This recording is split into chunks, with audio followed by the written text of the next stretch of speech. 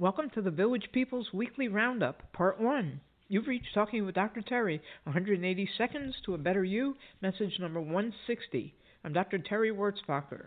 Karen thanked Tim for his perspective on participation trophies.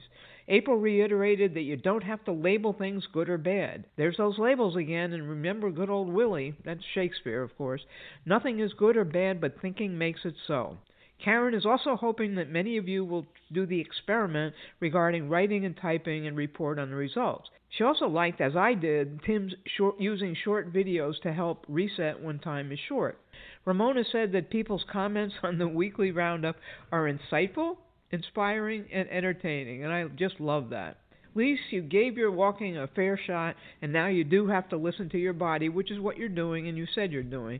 Regarding setbacks versus shifts, Karen said she's learned to ask for guidance, and once you do that and let go of having to be in control, she sees the universe delivering. It's not easy, but it's crucial for a happier and more satisfying life. I amen to that.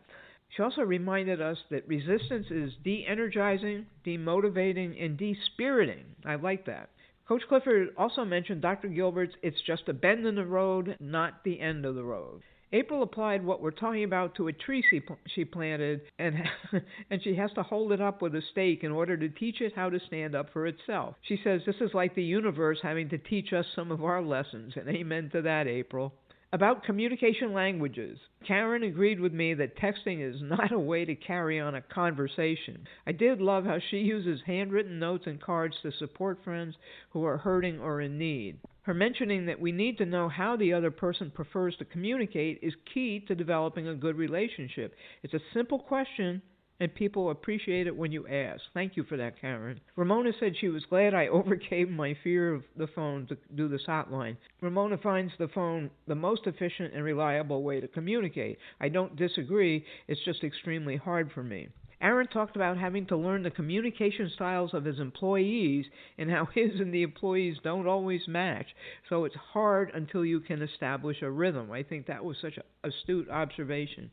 Coach Clifford neatly followed on that by emphasizing that it's effective communication that matters, and that involves listening. He talked about John Maxwell's 5 points.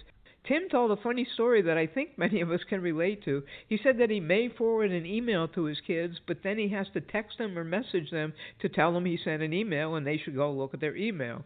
Otherwise, they probably wouldn't check. He also gave us an important guideline that we should be patient when others don't get back to us right away. Thanks for that too, Tim.